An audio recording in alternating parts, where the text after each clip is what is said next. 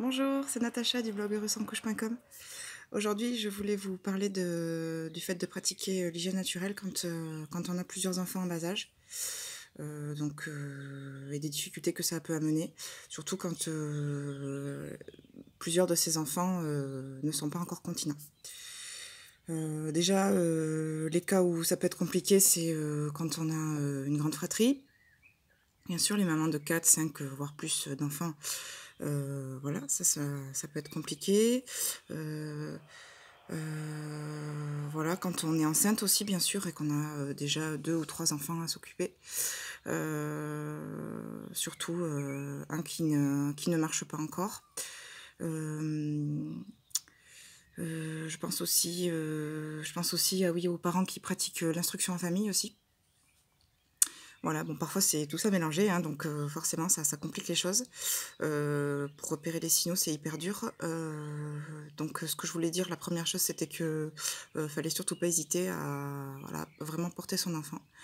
Je pense que bon, déjà, beaucoup le font déjà, mais pour moi, c'est vraiment, l'outil de base parce que quand on porte son bébé, vu que la plupart des bébés n'aiment pas se souiller, n'aiment pas faire ses besoins sur lui, il a tendance à signaler de manière, extrêmement précise, quand il veut, faire ses besoins. Quand on porte, on a tendance à être déjà beaucoup plus proche de son enfant, bien sûr, du coup, on perçoit les signaux de manière beaucoup plus claire. Surtout que le signal de base, quand un bébé est porté et qu'il veut, faire pipi ou caca, c'est qu'il essaie de sortir de l'écharpe. Un enfant qui fait que s'énerver, qui, pousse sur ses jambes, surtout quand ils ont beaucoup de force comme les miens, voilà, vraiment ça, c'est très, très clair. Heu Moi, ce que je voulais dire, c'était que, moi, j'ai 2 enfants. Ça a été, la grande découverte avec ma fille, bien sûr, hein. J'ai tout découvert, j'ai tout exploré. Heu, je découvre encore beaucoup de choses avec mon fils, mais effectivement, je me prends quand même beaucoup moins la tête. Je pense que je fais les choses avec, moins de, peut-être moins d'assiduité, c'est sûr, mais avec moins de, comment dire? Moins de stress. Bizarrement, alors que, forcément, j'ai moins de temps pour ça, mais le fait que je bénéficie déjà de l'expérience, antérieure avec ma fille fait que, les choses sont plus simples, ça c'est sûr. Maintenant, il y a plein de moments là où, j'ai pas la tête à ça parce que, je m'occupe aussi de ma fille, ou je m'occupe d'autres choses par rapport à mon fils, mais voilà. Et en fait, tout ça fait que, j'ai développé quand même une très, très grande intuition, ce que j'avais déjà avec ma fille, mais là encore plus.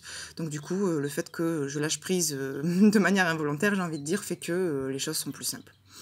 Bon, évidemment, hein, je suis comme tout le monde, hein, je loupe beaucoup de pipi et pendant longtemps, j'ai loupé beaucoup de caca. Avec la diversification, ça a tendance à aller mieux et en plus, le fait que, sa motricité se développe, le fait qu'il commence un petit peu à ramper fait que, j'ai tendance à, plus facilement le laisser sans couche, donc je loupe moins de caca, c'est sûr. Hem, voilà, un petit peu, ce qui se passe chez moi. Je vais essayer de faire le point un petit peu dans ma tête, par rapport à ce qui se passe un petit peu, chez moi.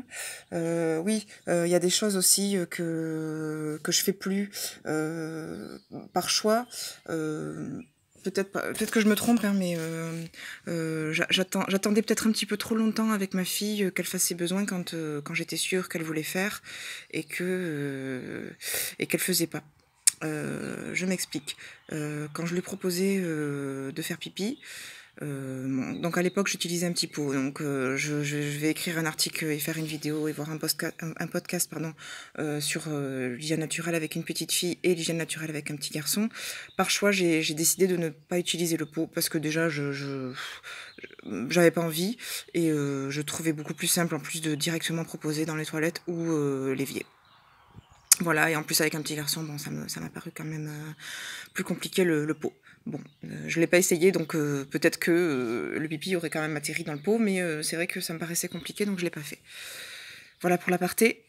Ce que je faisais avec ma fille en fait, c'était que, je la déshabillais, je lui proposais de faire ses besoins et quand j'étais sûre qu'elle voulait, faire pipi, c'est-à-dire quand elle avait passé un long moment dans l'écharpe par exemple et que la couche était encore sèche, ou qu'elle n'avait pas fait pipi, à un moment donné, j'ai arrêté de mettre des couches, donc voilà. Quand vraiment elle exprimait le besoin de sortir de l'écharpe, voilà, c'était compliqué parce que, en fait, et c'est la même chose avec mon fils, le son suggestif, qui marche très, très bien, c'est, l'eau qui coule. Donc quand j'étais dans la campagne, par exemple, en train de me promener avec mes enfants, avec ma fille, pardon, quand je la sortais de l'écharpe et que je lui proposais de faire pipi, elle faisait pas forcément et j'avais tendance à attendre trop longtemps parce que je voulais pas qu'elle fasse pipi sur elle. Donc déjà c'est compliqué parce que il faut sortir le bébé de l'écharpe quand on est dans la campagne et qu'il n'y a rien pour poser le bébé ou voir en basse montagne parce que parfois moi quand je me promène je vais vers la colline qui est juste derrière moi et derrière chez moi pardon et c'est bon bah, c'est la montagne quoi donc quand on a le bébé qui est porté dans le dos et qui ne se met pas encore debout, bon ce qu'elle a fait assez rapidement parce qu'elle a marché à 10 mois mais j'étais pas à l'aise avec tout ça, fallait la sortir, si elle faisait pas ça me frustrait, ça m'énervait, il fallait que je la réinstalle dans l'écharpe, ce qui était relativement compliqué puisque je maîtrisais pas encore très bien tout ça. Donc en fait j'avais tendance à ne pas proposer, donc du coup j'écourtais mes balades et bon ça amenait encore plus de frustration. Donc je pense qu'à un moment donné, mais même ça, même avec couche, hein, même si je mettais une couche, je voulais pas qu'elle fasse pipi dans sa couche. Donc bon, lâcher prise sur ça, je pense que c'est vraiment le point de base. Avec mon fils, voilà, ça je me prends vachement mal la tête, c'est pas grave. Et s'il fait pas, j'attends 10-15 secondes. S'il fait pas, et que vraiment je suis sûre, je peux attendre 10 secondes de plus, quoi, vraiment, en changeant de position, en essayant de changer de position, ou en essayant de lui chanter une petite chanson. Voilà, une chanson que je propose dans l'article que j'ai écrit sur le blog 365 jeux en famille. Je vous remettrai le lien dans la vidéo plus tard, qui s'appelle Acquérir la continence en juin. Là, j'ai mis un petit lien vers une petite chanson que j'aime bien et qui fait beaucoup rire mon fils en plus, donc voilà, et qui a beaucoup fait rire ma fille aussi, qui faisait pas forcément faire pipi, mais voilà, c'était sympathique. Au moins, on passait un bon moment, bon, parce que il me semble que l'essentiel, c'est de passer un bon moment, et je pense qu'après, à terme, quand on a un enfant qui est continent ou qu'un enfant qui est en passe d'acquérir la continence de manière complète, on se rend compte parfois qu'on en fait trop. Enfin, en tout cas, moi, je m'en suis rendu compte que je pense qu'avec ma fille, j'en ai fait trop. Même si à 23 mois, elle était continente, je pense que des fois, je l'ai un petit peu embêtée avec certaines choses. Voilà. Voilà ce que je voulais dire, voilà le topo, et qui me paraissait un petit peu important à faire par rapport à tout ça, et au changement que j'ai effectué depuis l'arrivée de mon fils. Voilà. Qu'est-ce que je voulais dire aussi de plus? Voilà, donc le portage, ça j'en ai beaucoup parlé, l'intuition, bon voilà.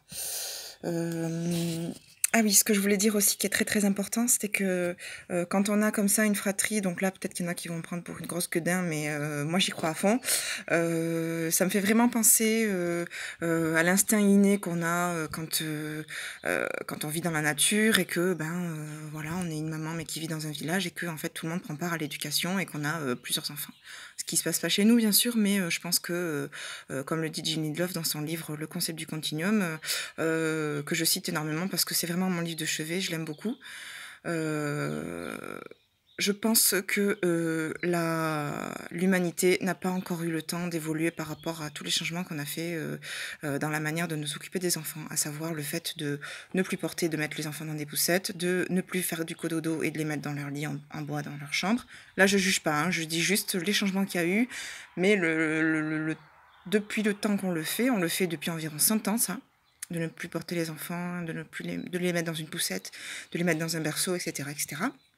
Toutes les choses qu'on a changées par rapport au fait que avant qu'on vivait dans la nature et pas forcément mais d'ailleurs quand on portait encore nos enfants et qu'on était encore très très proche d'eux, qu'on pratiquait un maternage proximal, je pense que en 100 ans d'évolution, là il y a eu peut-être beaucoup d'évolution au niveau technologique et au niveau du matériel et de la manière de penser, mais c'est pas pour ça que au niveau de nos gènes et des attentes qu'on a, cela a évolué, parce que ce n'est pas du tout le cas. Les bébés ont toujours les mêmes attentes, ils attendent d'être portés, par exemple. Donc de toute façon, ils s'attendent vraiment à ce que leurs parents les portent, donc ça veut dire que tout ça n'a pas encore évolué, donc en fait le portage, il faut vraiment en user et en abuser, puisque c'est vraiment le b.a.-ba quand on pratique l'hygiène naturelle.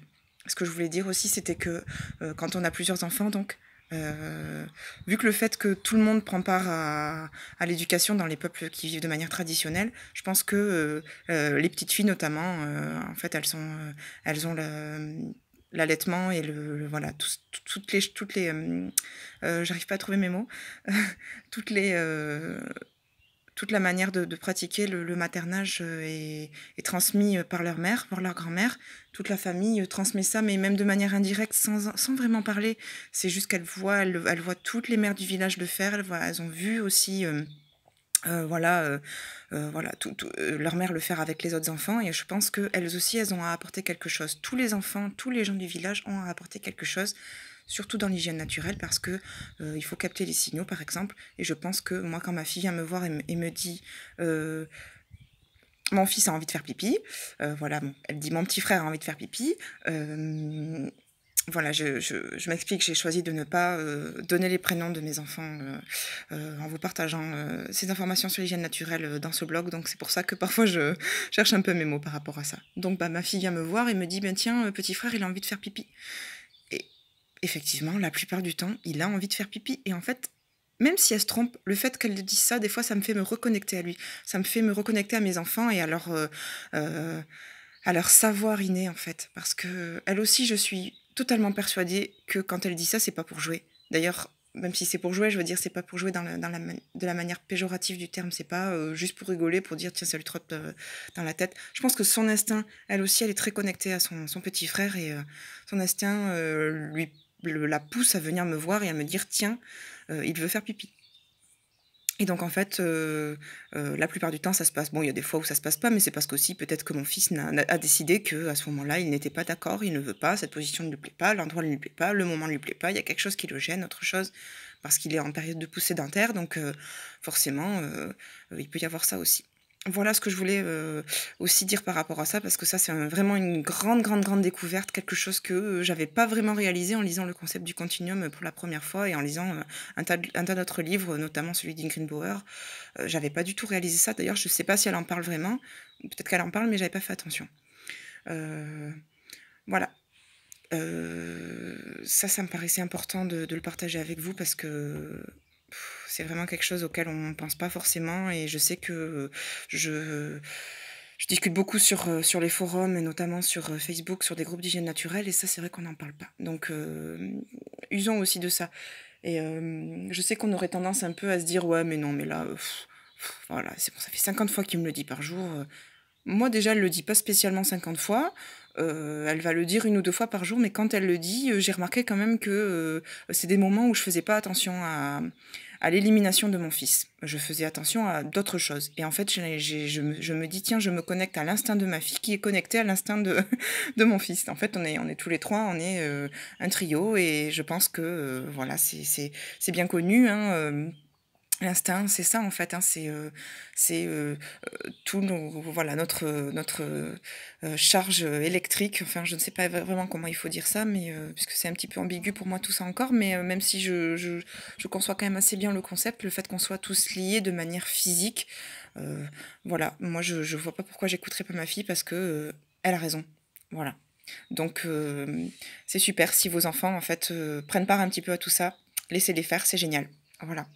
Parce que en plus, on voit souvent des enfants, voilà, quand je discute avec des mamans, voilà, elles me parlent souvent de leur petite fille ou de leur petit garçon qui fait faire pipi à sa poupée ou à son doudou. Voilà, je pense que c'est exactement ça. Là, ils sont en train d'apprendre, quoi. Ils sont vraiment en train d'apprendre comment il faut se comporter avec un bébé et c'est comme ça qu'ils feront ou pas d'ailleurs peut-être qu'ils auront envie de un petit peu de dire ouais mais ma mère ou mon père ils ont fait n'importe quoi avec moi parce que peut-être que dans 20 ans quand ils auront des enfants ça sera plus à la mode mais moi je pense que quand ils verront les bénéfices que eux ça leur a apporté quand ils se rendront compte de tout ça ils auront envie d'y retourner s'ils y sont pas déjà avec leurs enfants et ça c'est vraiment génial parce que c'est maintenant qu'ils apprennent là parce que nous on est en train de défricher le terrain parce que bah, ça c'est oublié tout ça mais là c'est vraiment génial de laisser faire tout ça voilà ce que je voulais dire un petit peu sur ça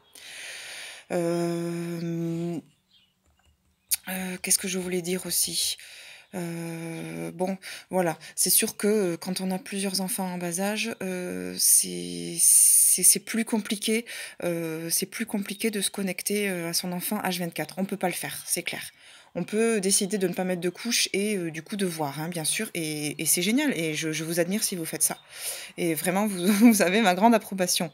Heu bien sûr, c'est pas pareil que quand on a un seul enfant, mais quand on a un seul enfant, on n'y connaît rien. On apprend. Donc là, vous allez me dire avec le deuxième c'est différent, avec le troisième c'est différent et et cetera. Sauf que vous avez une base quand même, vous avez une base et puis le fait que, votre famille s'agrandit fait que, comme je le disais tout à l'heure, eh ben, tout le monde peut prendre part à tout ça et c'est ça la vie finalement. Donc voilà ce que je voulais dire sur le fait de pratiquer l'hygiène naturelle avec, plusieurs enfants en bas âge. Bon, bah, si vous avez autre chose à ajouter, n'hésitez pas à le faire, dans les commentaires sous la vidéo. Si vous avez aimé, cliquez sur le petit pouce et partagez, partagez, partagez un maximum. Voilà, j'attends tous vos commentaires. À bientôt.